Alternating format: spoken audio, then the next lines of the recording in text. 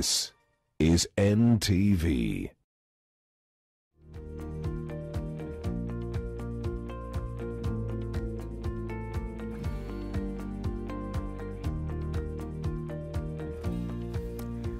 I haven't done this in a while. Glad to host you tonight on the Nation Leadership Forum. As always, this is a platform that creates an interface between the public sector, the private sector, and you and I, the public, to engage on matters of national importance. And tonight, we want to talk about fiscal matters. Now, Kenya has over the last decade been struggling with how to trim its public sector wage bill as the economy pursues a more sound fiscal path. In the financial year ended June 2022, that's this year, Kenya spent an estimated 1.06 trillion shillings in servicing the public sector wage bill. This means that out of every 100 shillings collected in ordinary revenue, the government paid up 52 shillings gobbled up in the demands of the public sector wage bill. At the county level, the situation has not been any different. In the financial year ended June this year, county governments spent 42 shillings out of every 100 raised in revenue to service their wage bill. This is against the Public Finance Management Framework prescribed ceiling of a maximum of 35%. Now, tonight we want to take a deep dive into the issues of county's wage bill and explore ways of rationalizing the same. And to do this, I am delighted to host my guest, that is the Madam Lynn Mengich from the Salaries and Remuneration Commission. Always a delight to have you on set. We have the Governor of Nyeri County, Bwana Mutahi Kahiga. Karibu sana. We also have Dr. Abraham Rugo, who is the Country Manager, International Budget Partnership. Glad to have you here. Thank you. And finally, we have Irene Otieno, National Coordinator, National Taxpayers Association. Ladies and gentlemen, welcome on set. Thank you. Thank you. Let me start with Madam Lynn Mengich, really to give us some scene setting as far as the wage bill is concerned when it comes to the county levels. I know I've run through some numbers, but just paint for us a picture of why this is significant. The significance is the fact that, as you rightly put it in your introduction, that we are spending at the county level on average 42% of the total revenue on wage bill. What that means is that we are crowding out financing for development and service delivery. And that's why it is key.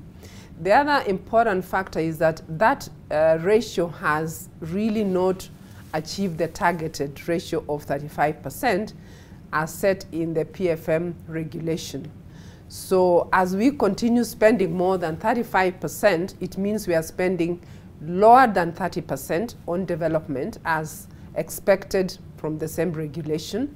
It also means that in terms of service delivery, we're not achieving where we should be because we are spending much more. So basically it's crowding out financing for development and for service delivery.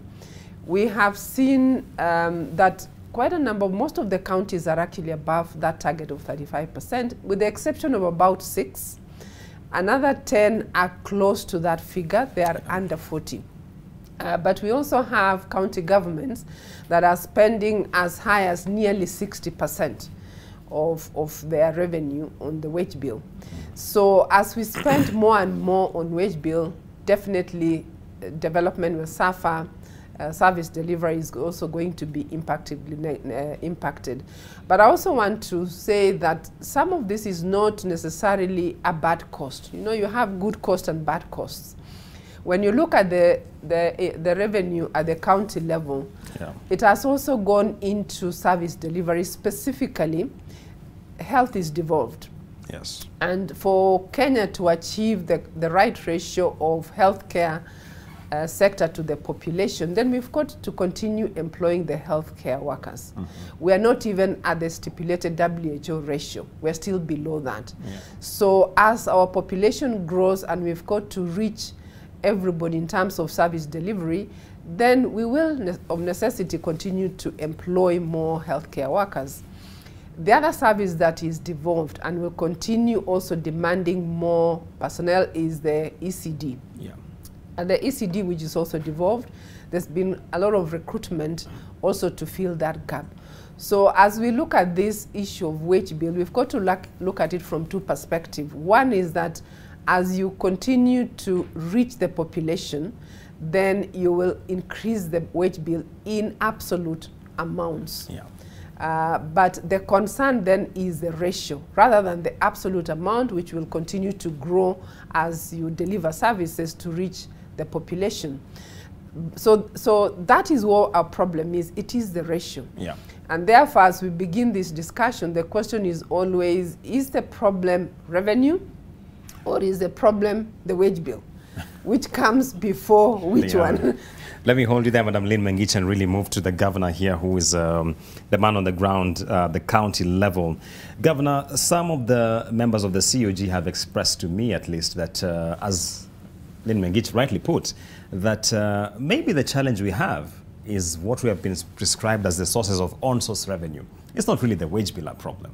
What are your thoughts, Governor? Thank you very much.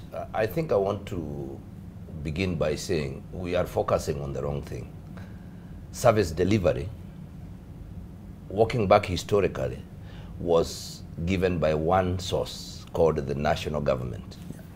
Suddenly, after the promulgation of the new constitution, we had 48 units. I'll give an example.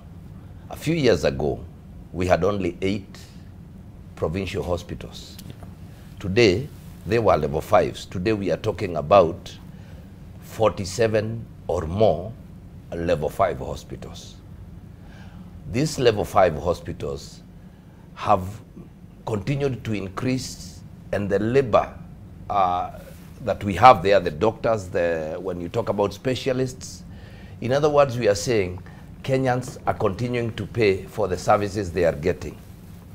We have also forgotten that when we were coming up with all these ratios, the PMF and what have we were still not, we were really focused on the bigger picture, which is the national government. But today we are speaking about 48 governments that are providing services. So as much as we all agree that we want development, yeah, we must also, on the other hand, think about the services we are giving. I hear that there are 6 counties that are not, seem to be behaving according to the PMF Act. Yeah. I'll tell you some facts. Some of them have not even hired ECD teachers, not because they don't want to, but they can't afford. I will mention Elgeyo Marakwet for one. They are struggling. They have a total revenue of 3 billion. And the governor will tell you that he might, if he can spare 200 million on development, it will be a task. So really, what is the big challenge we have here is, I think we need to relook at those ratios. Yeah. But at the same time, let's also understand that when we talk about own revenue, own source revenue, and the revenue that we are supposed to increase, number one, we must ask the National Treasury to be a neutral arbiter. Unfortunately, it's skewed towards national government. Mm-hmm. When we pay our taxes, and we are supposed to get, let's put it at maybe 35% or whatever percent we get, rarely does the national government and national treasury release the money in time. Yeah. This one affects service delivery. It also affects collection of own source revenue, especially where you have demotivated staff who have not been paid for 4 months. And that one has a bearing on the end result of how much money will a county have collected vis-a-vis how much it will have spent. Okay. So these are areas that need to be looked into. And finally, let me say this. Some of the functions, and Lynn Mengich has just mentioned, like the ECD function, it was devolved with 0 funds. Yeah. Because Kenya has never been serious about ECD. And it's a fact that this government, and not necessarily this, but all governments in Kenya have never taken ECD seriously. Mm-hmm. And the only thing we can see about ECD now is what has been done by county governments, yet they had to go back to their revenue to do the infrastructure, yeah, hire teachers, provide learning materials. When we talk about vocational trainings, VTCs, they were devolved. Initially, there was a 2 billion conditional grant was given, which was withdrawn the other year and merged into, as Kenya was struggling to look for 53 billion to add to what we were already getting. So we realized that those 2 functions, which have been handed over to us, yeah, and devolved, were not devolved with the requisite funds. Yeah. Finally, we have fully devolved functions like health, water, and agriculture. Yeah. But look at the national budget. Health has 47 billion. Just to do what? Policy. When we look at our hospitals, our doctors, right now as we speak, out of the counties, 1,000 doctors are in universities in Kenya. We are paying their salaries. They are not serving the counties where they come from. The Constitution abrogates that responsibility of training to the national government, yes. but the national government is merely paying for just for their training, but we have to bear the burden. And this is clearly, these are some of the reasons. Governor, let me hold you there. I'll be coming to you with a raft of questions based on the things you've said. But let me come to Dr. Abraham Rugo. And the governor seems to intimate that perhaps we should relook at the prescription in the PFM Act around 35% ceiling. Your thoughts on that? Thank you. In fact, I think it's important for us to appreciate that 35% was not necessarily a developmental parameter. It was not a scientific figure that is informed by the level of development, because all counties were not starting at the same level. True. And therefore, when you say every county has to spend at the same level, take an example. Right at the point of devolution, Nairobi was starting at above 35% because of just the level of city council officers who are there and just the magnitude. Turkana was starting at below 5%. Today, Turkana is at 36% in terms of its spending. But you still cannot compare Turkana County and Nairobi County. And perhaps, from a low base. And what happens, what you notice is that all counties that had and now have huge urban areas are the ones that are spending far much more, because their population is big. They had municipalities that they had to absorb. Secondly, at the point of devolution, there was also an inequality that happened, not only in terms of the number of staff that were being absorbed, but also there were a number of collective bargaining agreements that were made, and counties had to absorb them. You've seen strikes of counties being punished for refusing. So when you think about the 35%, from where I sit, we think it's something that must be prorated depending on the level of development, because it means very different things. But a more related matter is, what do we consider development? In the PFM Act, we cluster development largely as brick and mortar, as capital projects. But development is not just brick and mortar. Development in healthcare is actually having doctors and nurses and clinical officers and essential medicines, the supplies, within those health facilities. And therefore, a county like Kitui does not have to build more dispensaries. If anything, they have an excess of dispensaries. The last report by CRA, I think they had an excess of about 104 facilities, physical facilities. And therefore, they need to spend more on putting nurses in those facilities, and that is a recurrent expense, and that's a wage expense. So I think in the conversations moving forward, and I'm glad that at this third cycle, perhaps it's time to go back to some of those ratios, and I like what Madam Mengichi was saying, that we need to go back to those ratios and ask, are they serving us? Because for some counties, achieving 35%, being below 35% actually means not providing services. For others, it becomes aspirational, because then it is the ceiling to hit, and yet you still don't have the staff. So you either are paying staff so much, you have all these allowances floating all over the place, because you are still saying we are still below 35%. All is well. I think for me that's my take on the. Doc, let me hold you there, and just for the sake of obvious, when the doctor talks about the third cycle, it means the third revenue allocation cycle, which is developed based on the formula crafted by the Commission on Revenue Allocation. Let me come to Irene here. And Irene, it looks like one of the issues emerging here is that we have a resource envelope challenge, much as we want to focus on the wage bill. Is this a view that you share? Listening to my panelists, I think it's a bit premature for us to start saying, let us review the percentage, if the percentage is working for us or not working for us. The reason I say this is particularly for Kenyans who are paying tax, that is the only measure we've been having somewhat to hold government to account. So in the absence of that, I don't see how citizens would hold government to account. My first concern when we are talking about saying what Governor, His Excellency, is mentioning, my first concern is when you look at questions that have been raised by the Control of Budget and other agencies. First, we have an issue of the revenue being used at source, some. So even before we say the revenue is not sufficient, I think that before we have that conversation, we have to ensure first the accountability issues around revenue, whether we have that percentage or not, is addressed. Because for at my immediate thinking is that there's quite a bit of accountability issues and wastage, so that the numbers we're even talking about as the revenue potential in some counties may not even be factual because of the reports we are seeing from oversight institutions. The second issue again is when we are saying what Dr. is saying in terms of some counties would want to invest more in, say, salaries, that is what for them would be development. I beg to differ a bit, or not differ per se, but say then deeper scrutiny to see within what we are saying is actual wages. We've seen a lot of allowances that are actually for work that someone is already being paid to do. So even if we say for the counties that for them they've reached an optimal threshold of development proper, which is brick and mortar, and we then want to say let them put more on say salaries and wages, the recurrent, we need to look at what constitutes that recurrent. Is it more of allowances, and are those allowances really eligible and rightful for them to get?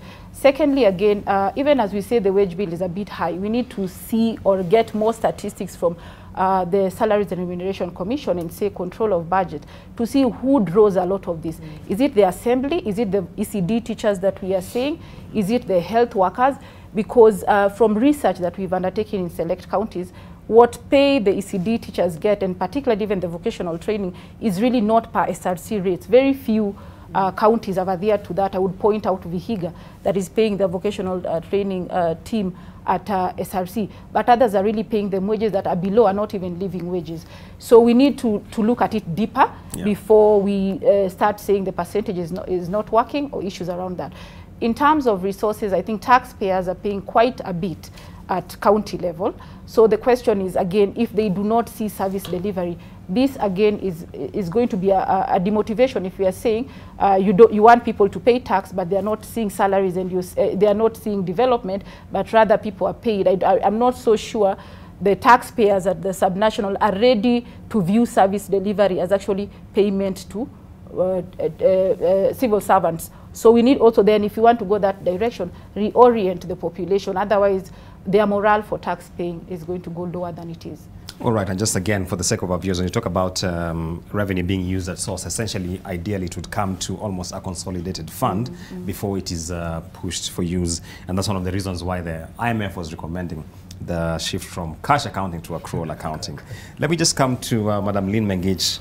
35%. The argument seems to be that it's an unjust ratio for a number of counties. What's your take on that? My first take, and I want to agree with my panelist here, around accountability. If you remove a ratio and there is no target that we are working towards, then you remove accountability. As to whether it is the same for every county, that's a debate that we can look at. But it's very important we must have a target to work towards. She has pointed out issues about wastage, which we know is there. So even as we are saying it's something maybe is not possible to get to 35, but we also have counties that have demonstrated, let alone the ones that are below that he mentioned, but we have counties who are actually close to that 35 and they are delivering the services. So for me, where I sit is, there are counties that are demonstrating that it is doable. Now, the other thing I want to bring out is this issue about on-source revenue. Because the wage bill is got two elements. Obviously, one is increase your revenue, and then the other one is manage your cost, which includes eliminating wastage and accountability. I want to bring in the perspective of our level of productivity, all right?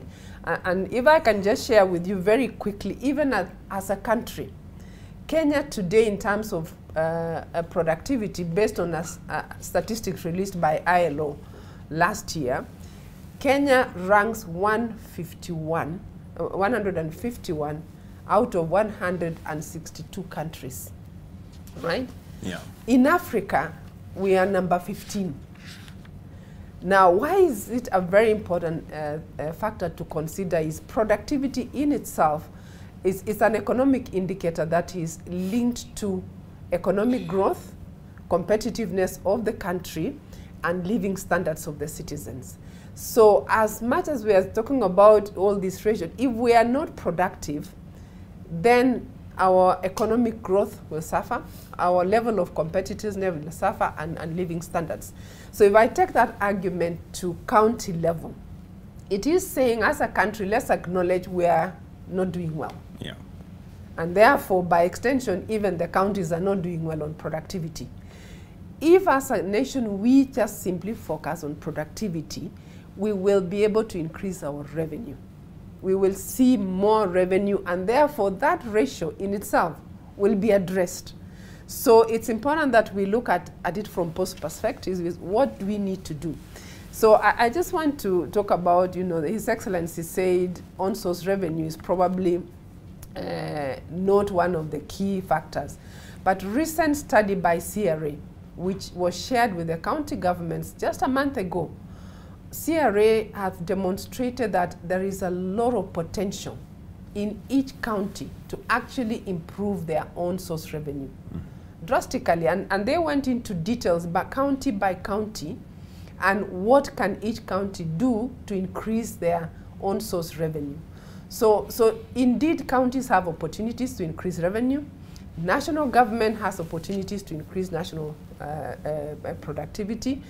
And as a country, we must have a national conversation around productivity. Otherwise, this issue of wage bill, and more specifically, the issue about are we delivering the services to the citizens, even at county level as required, we're not. Yeah. We have not reached that. I just mentioned about the ratio of healthcare workers to population. Based on WHO, we are below that. Ratio of student today to teachers, we are below. So if we are not getting to that level, then we cannot just look at only one factor. Even if we try to be as cost effective and we lose out on productivity, we may not achieve what we want to do. So for me, it's both. Yeah. Need to focus on productivity, but we must talk about accountability, wastage. And we do know for a fact, based on a lot of reports, that there is a lot of wastage of resources at the county and even at national government level, and lack of accountability. And that is something also we must continuously to focus on. Maybe just a quick rebuttal before we take a break, Madam Lynn Mengich there. We have had a conversation with the SRC before around the push for a productivity index. Any status update on how far we are with this? As a country, first, let me start by saying that we do have a national productivity center that has been in this country for many, many years. But if we were to look at where are we compared to other countries, we're not doing very well. The countries that I mentioned are doing very well on productivity. They've got productivity centers that are functional. And so as a country, do we have productivity measurements that we are using? The answer is no. More than 15 years since this center has been in place, we don't have today productivity indices. Okay. But where we are at the moment is, as a result of the wage bill conference that was held in 2019, there were resolutions passed at the summit. One of those resolutions at the summit is to really address this issue of productivity. So there were two things to be done. One was really to ensure that we enhance the performance management as the basis. Then we must move from that to productivity indices. And I'm happy to say where we are at the moment is we've got a pilot in about 20 state corporations where we are piloting measurements of productivity indices. And we are working jointly with the National Productivity Center. We are also working with Kenya School of Government to have a curriculum for training on how to identify productivity indices. So jointly with these stakeholders, we are beginning now to have a conversation around productivity and working with specific institutions to develop productivity indices. Yeah.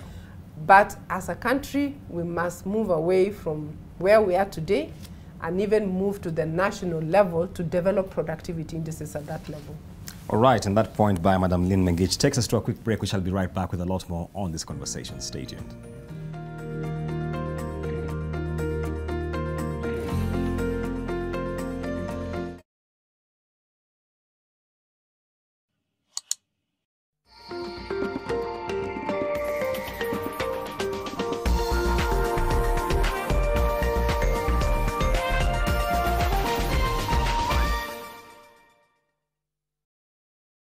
Newstea South Ultra Concentrate is my mom's choice. 1. It is 4 times more concentrated. 2. It's ready to use, no need to dilute. 3. It's packed with 4 times more fragrance. And it smells so good. 4. One bottle gives you 40 washes. Newstea South Ultra Concentrate is 4 times more concentrated, for 4 times more washes, and for 4 times more fragrance. Also available in convenient sachets. They have a monumental journey ahead of them, through wind and rain, from one continent to the next, although some have other ideas.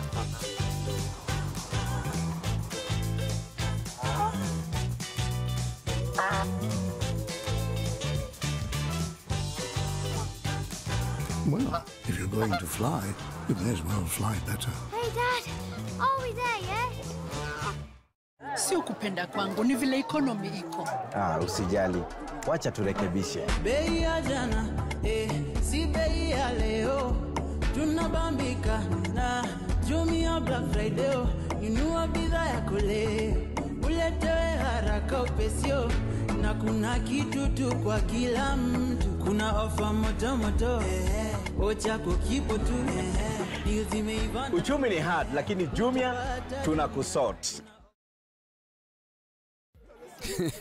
But I know that meat looks tender, but maybe not so much when your chest is burning. Remember what happened the last time? Hey, dude, you don't listen, man. Are you testing yourself? I tried looking out for you, bro. Hey, you see now? How's the heartburn? Look now, it's burning. Do not hold back in any situation. Eno gets to work on the 6 symptoms of heartburn fast. You do know you said all of that out loud, right? If symptoms persist, seek medical advice.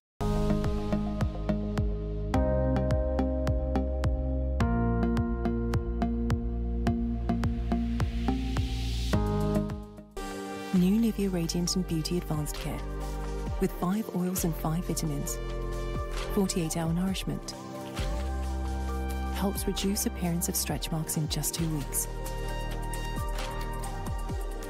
New Nivea Radiant and Beauty Advanced Care. For your shade of beautiful.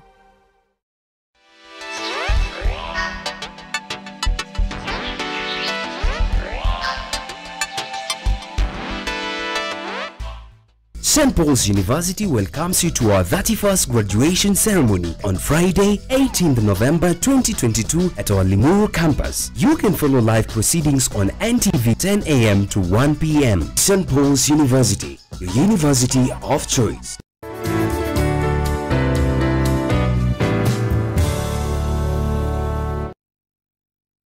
We know your flavor, and that's how you inspire us to always deliver the best quality meals made fresh with locally sourced ingredients. Galitos, bold African flavor. Get the Galitos Hot Box and a 500 ml Coke soda at just 699 Kenya shillings.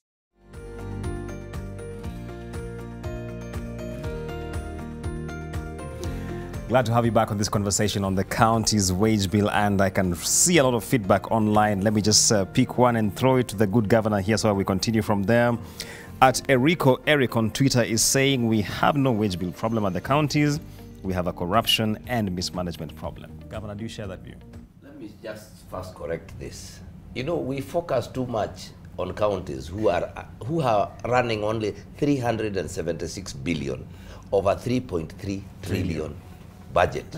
So really, when we look at 376, and that is where everybody thinks there is corruption, and we have 3.3 billion on the other hand, trillion, where nobody talks about, nobody focuses on, nobody, you even ask, 376 billion, which is the amount of money that gets to the counties, is the money that counties used to provide services to 47 different units. The 3.3, tell me, except for the police, except for the teachers, what else do they pay, really? However, I want to say this, that corruption is an endeavor that must be taken, is something that must be dealt with at all levels. Counties, at the national level, at personal level, even at home, we must change and stop thinking in a corrupt way. And corruption doesn't necessarily mean stealing. It means doing the wrong things, hiring your sister and your brother, wherever you are, so all those kind of things. But the fact of the matter is that we must also appreciate that counties have struggled to provide services for the citizens. Yeah. We really are struggling, and my take, and this is the take of the COG, and we think it's going to happen because the president has made his commitment. We need to unbundle all the functions. We need to devolve all the functions that are meant to be devolved. We also need to devolve funds. And what will that one do? It will definitely increase the amount of money available to counties. It will also help us increase our own source revenue. Because when there is efficiency, when you have a motivated staff, really, maybe you need to know, county staff in some counties have to go for a cycle of 4 months without receiving salary, while their counterparts in government, in the national government, in GOK, for example, a man and a wife, one works for the county, the other one, many men have suffered if they are working for the counties because the wife believes they never get paid. Yeah. But what does that one, in the long run, what does it do? It affects the morale of this individual. Is the individual who is supposed to collect revenue for us, and definitely there will be a go-slow. So, the truth of the matter, and I want to agree with Len, we have not done enough. Nyeri, for example, the latest index, or the latest, I think, from the COB was that we can collect 2.2 billion. Yeah. That's what they said. We've never been able to hit 1 billion. The highest I've collected is 960 million. By that time, I had done everything, including going, having a system, going cashless, because we must always also balance. Yeah. You are not going to emasculate your citizens all in the name of raising revenue. So there are areas. I agree, and especially on the area of lands where we have rates, we have that's an area we can collect quite a lot of revenue. But then the citizens, we as the counties, the national government also, must be able to demonstrate to the citizens that, like Irene said, the tax you are paying is somehow getting back to you through the services you get. And let me finish by asking this question. Nyeri County, as an example, when I took over, did not have ECD teachers. Mm-hmm. Today, we have hired 800. We have implemented a scheme of service. Is that supposed to be development, or is that supposed to be recurrent spending? Yes, I think we need to ask that question, so that then as we look at all these other ratios and whatever, we are able to tell whether that was development or not. Good point, Governor. And just some quick clarification. When Governor says COB, that's the Control of Budget Office. And in case you're wondering where he's getting the 370B figure from, that's the equalization amount, the equitable fund allocated to counties. Let me come to Daktari here. And this question now is for the two of you specifically. There's a view, and a few members of the COG have expressed this, that counties are really constrained as far as their sources of on-source revenue are concerned, whether it's land rates, advertisement, parking, etc. Doc, do you share this thought? And maybe is there scope for expanding what can be raised by counties? I think it's important for us to appreciate the kind of design of devolution that we took for our country. We took a design that, first of all, that we did not devolve revenue collection and revenue sources. Yeah. Because the key revenue sources are the big four: income tax, VAT, import duty, and excise duty.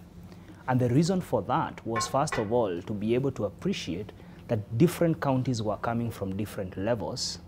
That, for instance, if you were to devolve import duty, then only Mombasa, perhaps, and Kisumu, you know, and Busia would benefit from that. And our system of devolution is that we distribute national revenue between two levels of devolution. You know, devolution is not about county governments. It's not about creating of county governments. It's about a national government that provides certain functions. Schedule 4 is very clear.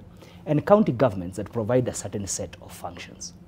And therefore, we centralized through KRA as our collecting agency, the main sources of revenue that we have. What we devolved is not even taxes. It's rates and levies that are collected. So whether you think about land rates, entertainment fees, none of those are taxes per se, because they are a factor of if you have them. Yeah. Now, the reason why and therefore, the point I wanted to say here is that every time we think about OSR, we must remember that there are certain counties that are already predisposed. Nairobi accounts for more than 30% of all the OSR for obvious reasons. Yeah. Even if you were to just talk about payments in lieu of ownership, national government has all its offices in Nairobi. So if they were just to pay for the space that they take care of, already Nairobi County, we can say Nairobi County is an outlier. Yeah. If you go to other urban counties, then you find that all these rates can be collected. And therefore, the rates and the fees and everything are to supplement and not necessarily come in as a main source, of provision of services. The discussion has to be that why should we have a devolved system of government and still spend more than 80% at the national government level? What exactly is going on there? And that's why the unbundling, and the president did make a commitment. It's coming from somewhere. So that needs first. But secondly, once we have these sources that we need to collect from, I think it's important for us to ask what is the cost of improving own source revenue. Having addressed accountability, having addressed efficiency, having addressed ease of administration so that there is no leakage, having addressed all those, we need then to come to the cost, the actual cost. Now, a lot of these fees, apart from land rates here and there, affect businesses. Yeah. Majority of them, the entertainment taxes, parking, all of them, they affect businesses. Yeah. And you can find that, and the CRA report that came out really was very progressive, but one of the critiques on that report is that a lot of these sources are pointing to the same person. So it could be that I am a business person, I sell wares. When I advertise, I pay for advertisement. When I cross the county, I pay for advertisement. I pay for the license. Yeah. I pay for the food license, which is separate from the permit of my office. I still pay for parking and land rates because I occupy a space. So by the time you might actually constrain businesses. So I think OSR needs to be balanced in those two, having addressed, because there's still a lot of leakages. I think it's important for us. Questions around spending at source and things like that. Once you have done that, and even after you've done all that, Lamu County, Samburu County will not be at the same level as Nakuru County and Nyeri and Kisumu.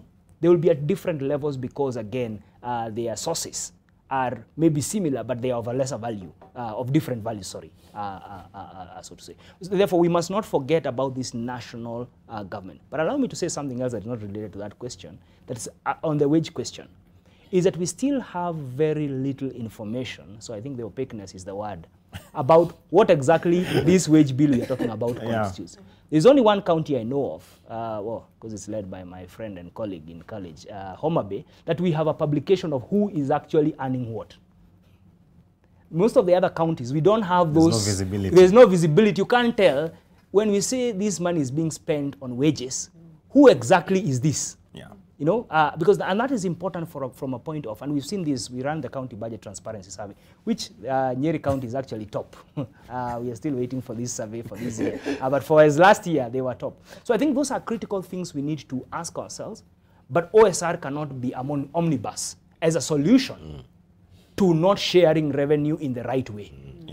Yeah, national revenue. Irene? Great question, and I think this is something that has really bothered us as an institution, and I think as civil society players.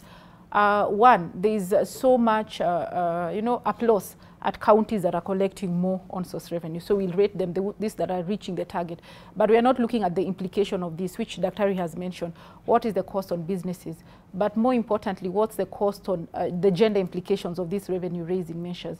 It goes really to the lower. You're looking at market levies, where people who are barely breaking even have to pay.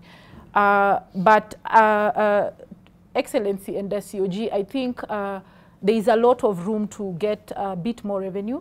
And I think when we look at national and county as two distinct entities, that's where we get a problem, because these entities are not distinct. They're only distinct, and we call them autonomous when what the Constitution says. But remember, whatever revenue-raising measures the counties have, if they squeeze businesses too much, again, it will affect what will come to them even as the equitable share. Okay. So, and then sometimes the COG and the governors look so detached from what is happening at the national level. We have been having concerns around how much is being forgone as tax expenditures at the country level, how much we are giving away as a country through our double taxation treaties and issues like that. But you rarely hear COG talking about that. COG would be more interested in how much are we getting as equitable share. But what we are losing from that revenue forgone is so much more than what we are targeting as OSR. So I think there is need, and we've made several requests to COG itself. I give one example, if you may. Issues around tobacco taxation. So our entry point as civil society organizations has been COG are the ones that are tasked with health provision. A product such as tobacco has a lot of negative health impact. However, you do not find a COG requesting or moving, even giving submissions during public participation on how we should tax this product, while the net impact would affect them. So I think rather than focusing on OSR, as you have said, can we have conversations on what we would get more in terms of taxes at national level, and that would automatically flow as equitable share to the counties. So my take, I guess, we must not look at these entities as totally autonomous, but on matters taxation, there's a lot of linkages, and that would heavily address the over-reliance on what we are saying OSR. But really, when you talk about OSR, you will celebrate at the short run. But long term, it will eventually reduce what we are having. So I think I'm hoping with this conversation, then the letters we've written to COG will be invited to be able to address this, and we have a concerted effort when we are speaking with national government. Okay. Let me come to Madam Lynn Mengich, and just to ask, or maybe just to clarify, tax expenditures, for the sake of our viewers, this is the amount of tax foregone because of exemptions, etc. And that is, if you read, for example, the VAT Act, there's a whole list of exemptions. Madam Lynn, how do we begin now to trim the excess, especially at the wage bill level? How do we go about that rationalization? Because the truth is this, fiscal consolidation in this country has been a very elusive affair. It's true. Yeah. Trimming excess, and my colleagues here have alluded to some of the things that we need to look at. He mentioned the question of payroll. Do we know what is inside that payroll? And I'm happy to say quite a number of the governors now, I've seen a number of them carrying out payroll audits. And we have seen what is bringing out of those payroll audits. There's quite a lot that is going on there. You've got ghost workers inside there, and most of, they are acknowledging there are ghost workers inside there. And you will also see, apart from ghost workers, they're just excess. So yeah, you have people, but do you need? I'm sure you saw in the media one case where you have probably 20 drivers to one car, right? So it's bringing out a lot. So that is one area that we must focus on. It's about the payroll management. And as long as you've got very weak payrolls that are not automated, then you open yourself to such issues that have been mentioned. But so then the other area is about a fit-for-purpose staff establishment. I say this because you've got devolved functions like agriculture, which is mentioned. Some studies have actually shown that we've got very few agricultural extension officers. Yeah. Very, very few. And yet, at the same time, when you look at the counties, we are saying they've got probably excess staff. But it's probably one of, are you having the right people with the right competencies at the right place? You might have numbers, but you probably don't have the competencies that you require. So the issue about having optimal staffing levels needs to be addressed. The other area that I want to speak about, which is really, it's links to the productivity, but productivity, you begin with performance management. Today, we've had a country, a performance management, we were among the first in the Commonwealth, and in fact, we received an award from Commonwealth when Kenya rolled out the performance contracting. But countries came, they borrowed Kenya. India is an example, and they said they came to Kenya, studied what we have done, they went back, and they have a very robust performance management culture in the public service, but they borrowed from Kenya. But what happened to Kenya? We stayed where we were. And we're not saying we don't have anything. It is there, but it needs to be enhanced. And that means that we then must move that conversation to our level of efficiencies and effectiveness of service. And I'm glad the governor mentioned about effectiveness and efficiency of services. Because if we're not effective, we're not efficient, then obviously we have a negative impact on the services that we deliver and the wastage that we see. It's also about the human capital. To what extent do we have systems that ensures that they are productive at the workplace? Today I gave you the numbers. As a country, we're not productive. 151 out of 165, 15 in Africa, we're not productive. So those are some of the things that we need to start having that conversation. Is we owe it to our citizens to be productive as a nation, as devolved governments. But we must therefore have that conversation to actually put in place mechanisms that will allow us to move away from the way we are doing things, from just, focusing on process rather than outputs. Yeah. Because productivity is about what is the value add, what is the output, is it improving the standards of living, and all these conversations. So that's what we need to start looking at as a country. Right, and again, that point by Madam Lynn Megich takes us to another break. We shall be right back now with the tail end of this conversation. Stay tuned.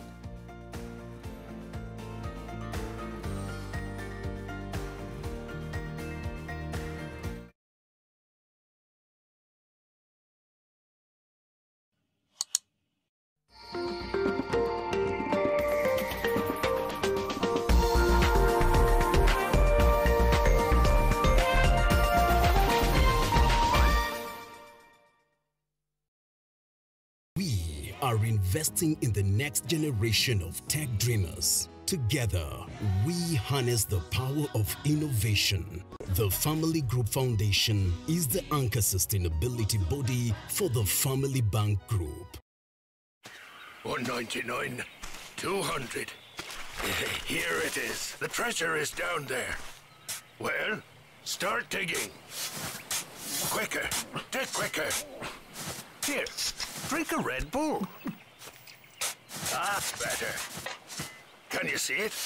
How much is there? Hello? Have you found the treasure? Hello? Hello? Red Bull gives you wings.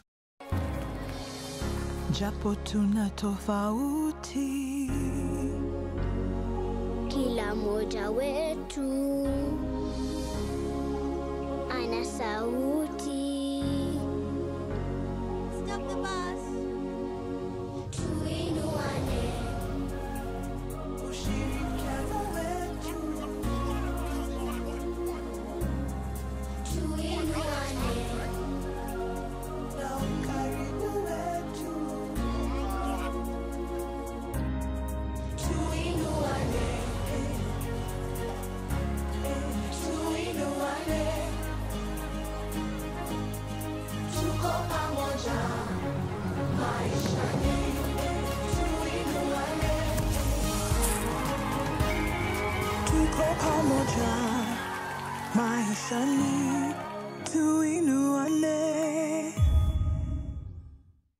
The mandate of Salaries and Remuneration Commission is to set and regularly review the remuneration and benefits of state officers and to advise the national and county governments on the remuneration and benefits of other public officers. This is anchored on the SRC vision that seeks to realize a productive public service that is fairly remunerated. SRC is guided by the principles of fiscal sustainability, attraction and retention of skills, performance and productivity, transparency and fairness, and equal pay for work of equal value.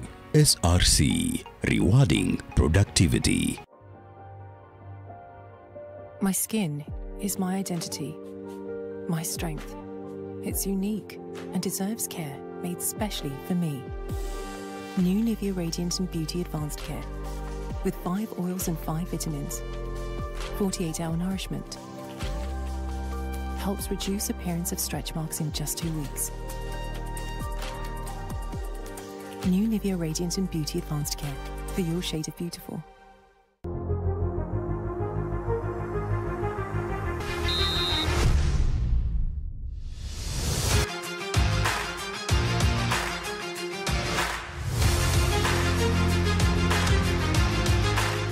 Jibambe na offers a Hisense. FIFA World Cup 2022 Hisense promotions ongoing now at supermarkets countrywide. Kimbia ujikamatia offer ya Hisense sasa hivi. Girl, you got me so high. Girl, I swear. You know the vibes. What's good? It's Amina Abdi Rabah. I want to make a date with you, okay? So this Friday, Kama Kawaida is going to be one heck of a party. You don't want to miss it. Yeah, I gave you all my loving, but you took it for granted. Take off, I know take off, girl, you keeping me grounded. Osoto on the socials, DJ E on the decks, hosted by me. Only on MTV this Friday, okay? Catch you then. Pata ploti chap chap na Optiven. Start the journey now with as low as 149,000 Kenya shillings and get 3,000 shillings cash back. Call us today on 0790 300 300. Sio kupenda kwangu, ni vile economy iko. Usijali. Wacha turekebishe. Bei ya jana, si bei ya leo. Tunabambika na Jumia Black Friday. Inua bidhaa yako leo. Uletewe haraka upesio. Na kuna kitu tu kwa kila mtu. Kuna ofa moto moto. Ocha kukipo tu. Uchumi ni hard, lakini Jumia tunakusort.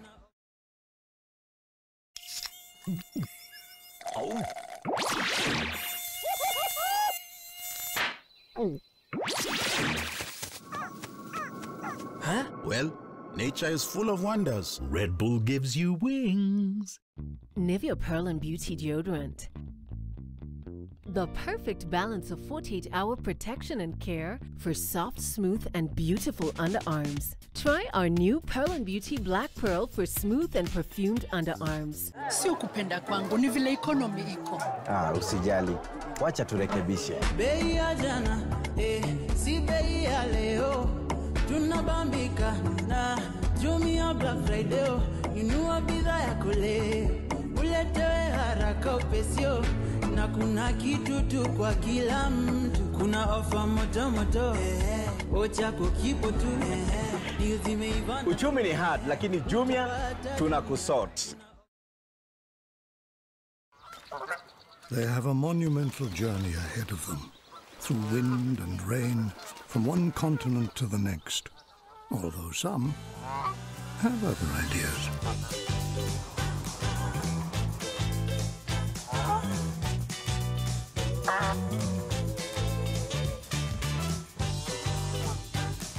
Well, if you're going to fly, you may as well fly better. Hey, Dad. Are we there yet?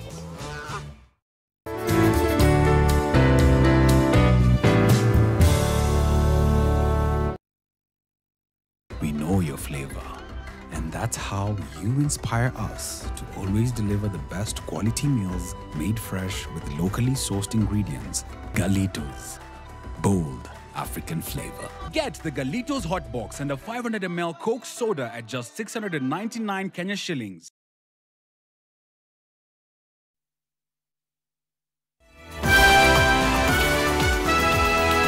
Tonight, chaos in Eldoreta's hawkers and street boys loot supermarkets. As police investigate how a police armory was broken into in Homa Bay and guns and over 100 bullets stolen. You have the backing of the law to make sure that we deal with criminals firmly, decisively, conclusively. Also tonight, 2 people killed as another building comes crumbling down in Ruaka, just 2 days after a separate incident killed 3. Meanwhile, it's a blame game as to who takes responsibility over buildings of death. Kuna kasoro kubwa ambaye lazima irekebishwe. Ile board ambayo inasimamia haya mambo, kwanza hiyo tutaiweka kando pia kwa vile tunaona kuna kasoro. Plus, government says GMO maize should be the last of concerns given the food security situation. Being in this country, you are a candidate for death. And because there's so many things competing for death, there's nothing wrong with adding GMO to that list. 10 million bags of GMO maize to be imported duty-free in the next 6 months.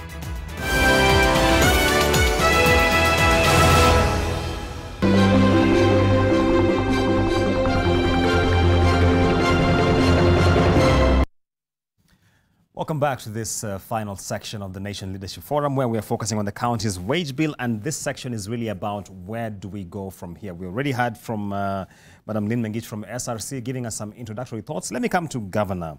Lynn Mengich spoke about payroll audits. What more can we do around this? Thank you very much. I think and I believe that counties they mean well.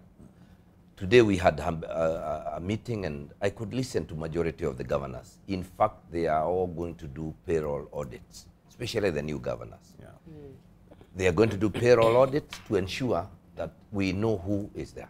We have also encouraged them to have what we call a staff establishment. And to not only stop at that, let them also do a skills audit. Because you could have, I will give an example. Those of us who inherited municipal councils have something called rat catchers. What is that? It's an officer called a rat catcher. You cannot describe his job because where are the rats these days? But they are being paid. And they are in that. It's important that you review whether you need that rat catcher. In municipal councils, remember municipal councils had their own different kind of, we have them there. Yeah. Remember, many of the counties are also struggling to try and amalgamate the county council employee, the municipal council employee, the national government employee, and the newly recruited county. So you find we have that kind of challenge. It is important that we focus on creating a conducive labor environment. Yeah. Because you will all agree that it is very, very expensive when we have unrest. And therefore, as we are struggling to try and bring down the cost of our wage, we must also ask ourselves whether it shall be at the cost of provision of services. So as governors, we must also go a step ahead, like I have mentioned earlier. Let us try to collect all that can be collected so that we also increase the base. But more to it, we must insist that National Treasury releases money to counties as expected in time, and also let us have a review. I keep asking this question. Just in the last year of the Kenyatta administration, because they had so much money in the Ministry of Health, the president made a declaration one day that he was going to do 2 level 3 hospitals in every county. Why? Why wasn't that money in the counties? When you do that, for example, you have done that, those would be about 100 new facilities. We have to provide nurses, clinical officers, we have to provide for drugs and all those kind of things. A function, a cost that is not taken care of. Yeah. So, I would urge the COG and myself and all of us governors to try and work with the optimums. Let's not be extravagant. Yeah. I know we all come from political backgrounds, and we owe politics, our positions to politics. But I think there could be better ways of rewarding people other than just loading them on the payrolls. Okay. So that's the way to go. Key among that, let us also ask ourselves whether we can get a better working relationship with the national government. I just mentioned to you that today they collect survey fees. That's going against the Constitution. They are collecting rent in all government houses that were initially owned by the Ministry of Lands, but they are in our own owned institutions, like, for example, a level 5 hospital, a level 4 hospital. Those are areas that we all need to agree. Finally, let national government and Kenyans too, let us also ask ourselves these hard questions. While we are asking so many questions about what is happening to the 376 billion, we must also ask what's happening to the 3.3 trillion that we are leaving at national. Let me hold you there and come to Irene. Where do we go from here in terms of putting this financing position on a more sound fiscal path? In terms, first, my concern would be with the county public service boards. I would want to understand how autonomous are they, because if functionally what is in the law was being discharged by the county public service board, I think the problem we are seeing in the wage bill wouldn't be at the level where it is.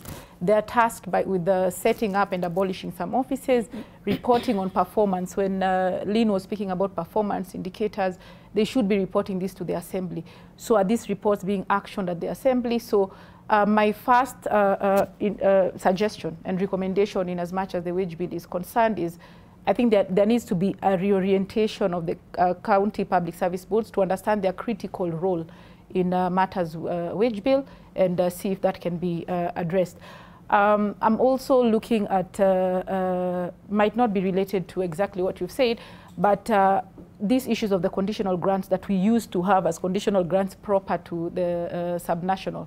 So they are now all being put in one pot. We need to check whether does that improve service delivery, or have we then used these resources again, it goes to wages and salaries. So in as much as I was saying we look at the autonomy and issues around that, we also need to look at what is the net impact on Mwananchi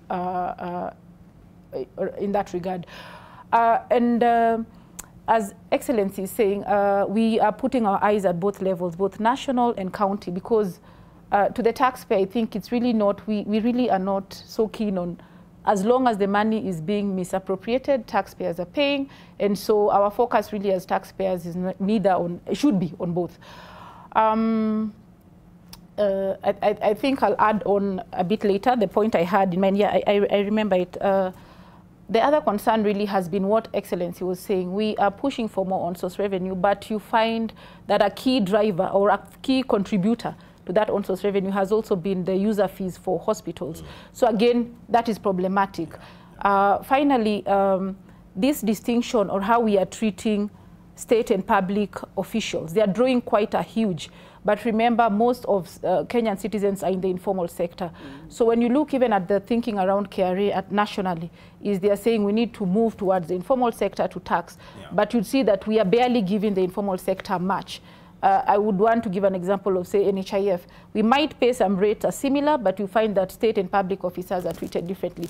So if we want to improve in terms of tax collection, I think we need to look at what benefits accrue to this significant 83% of citizens who are not neither state or public officers. They are the ones we are putting our eye to pay taxes, but in terms of redistributing the tax, we seldom think of them. In terms of also applying technology, I've had all the panelists talking about automation, and I've seen progress when you look at the reports. There's progress in automating collection.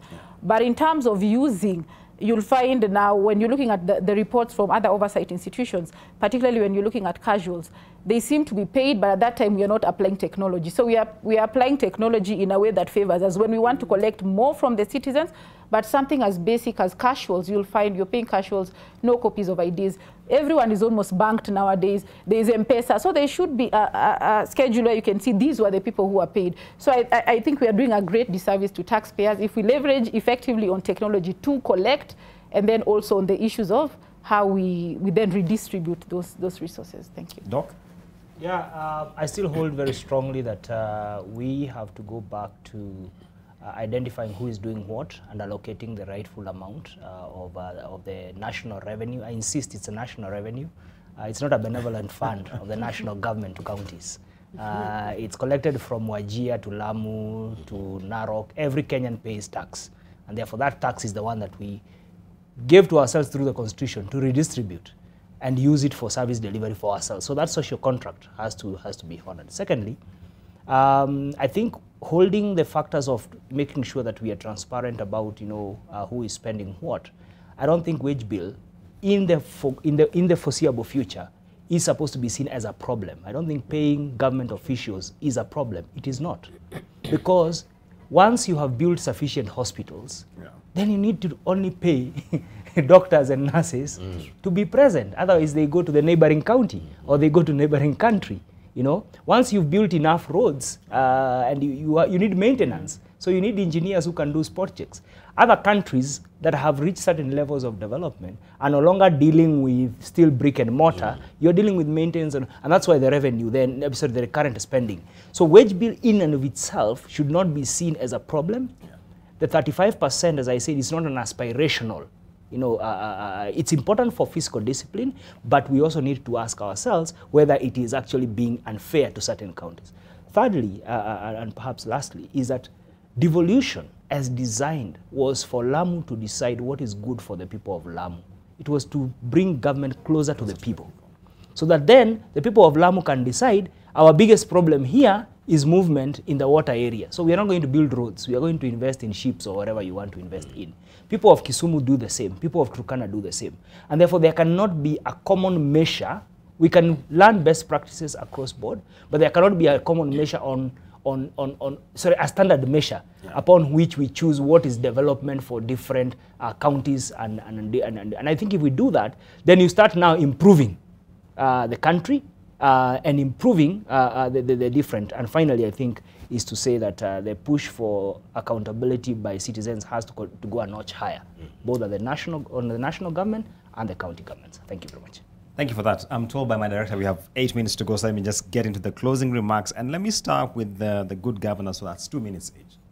Thank you very much. I really appreciate that we have had this opportunity. And I want to really urge all of us, the COG and all other people, let's focus. Let's focus on service delivery, and it has to cost us. It's not free. It has to cost us. So I am happy when the controller of budget or whoever, the Senate, raises those issues. But we must agree that Elgeyo Marakwet requires teachers. ECD teachers, it requires doctors, but the amount of money they are getting is peanuts compared to the services they are expected to. So when we use the same threshold for Elgeyo Marakwet and Turkana, who is receiving 11.9 billion and is never even able to absorb all that money every year, then we have a problem. We must, I think, look at other parameters like citizen satisfaction in terms of what is their response? Other than just come up bundle figures, put them there. We are 10 years. I mean, 10 years. We are in the 11th year after devolution. Shouldn't we rethink whether what we set out there is really working? Thank you very much. Let me come to Irene.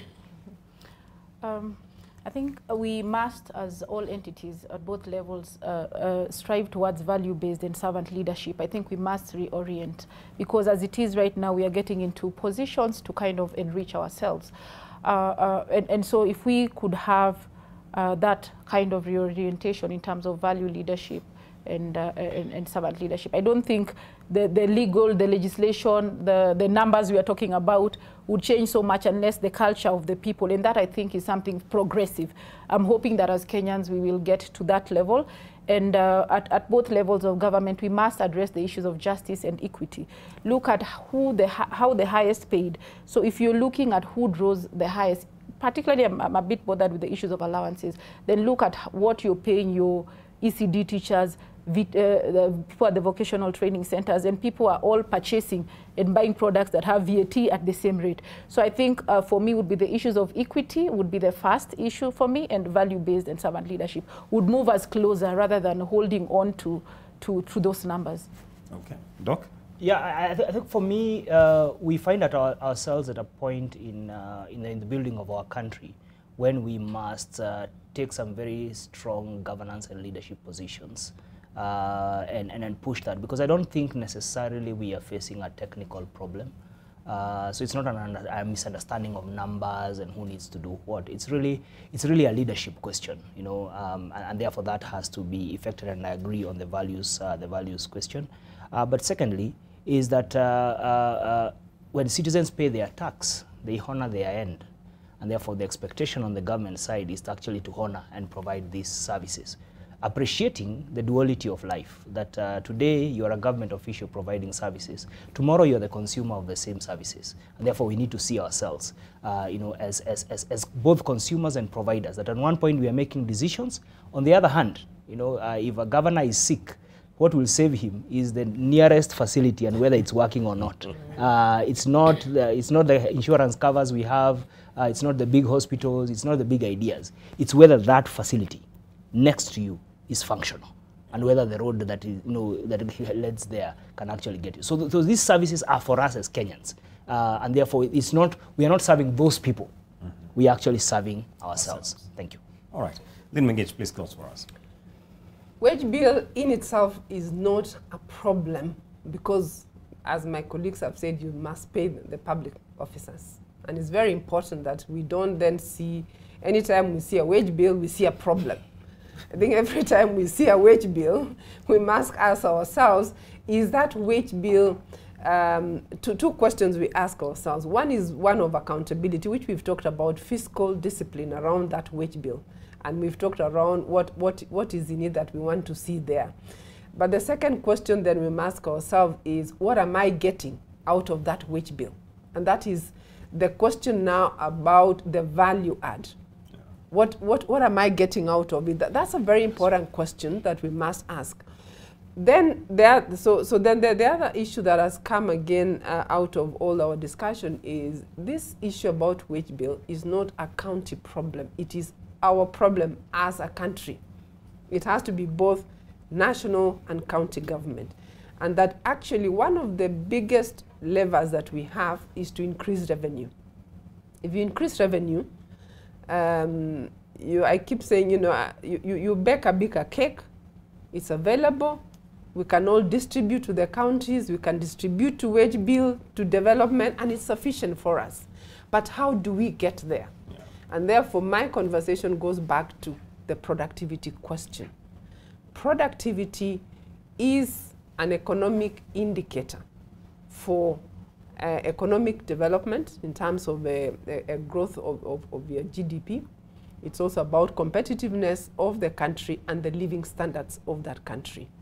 In itself, it's a very, very good measure for efficiency and quality of human capital.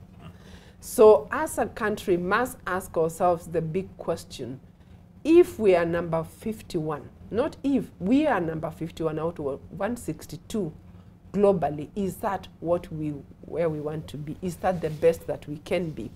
So that's a national conversation that we must have. Yeah. But I also want to say two more as I get to the close, is the tone and the pace is set by the leadership. If we are to make any progress on all these issues that we have discussed today, then the top leadership, both at the national and the county governments, must set the tone, they must set the pace, and they must really be the role models for all the things that we have discussed today. And the other one is about really our work ethic. And Irene mentioned that, about our culture and our work ethic. Our work ethic goes beyond eliminating corruption, because that's an obvious one. You eliminate corruption. But it also goes beyond, as an employee, am I happy to be paid, and yet I am actually not able to demonstrate what I have done, right? It's a culture that says I should not be paid if I am not working. If I'm paid for 8 hours, am I actually working 8 hours? And therefore, the issue about the work ethic, the culture that we begin building as a nation, is very important. So it's another national conversation that we need to have. And therefore, as I close, it's about productivity. It's not about wage bill by itself. We must continue paying the public officers, and we must pay them well. Yeah. But let's be careful about the fiscal discipline and productivity. Thank you. Thank you so much. Thank you so much to our panelists, Lynn Mengich from SRC, Governor Mutahi Kahiga, Dr. Abraham Rugo, and Irene Otieno. Thank you so much for your insights. Thank you so much to the viewers for sending in your thoughts and questions as far as this subject is concerned. We shall continue highlighting these issues in the sake of public interest and to ensure that we move this economy forward. News is up next. Stay tuned.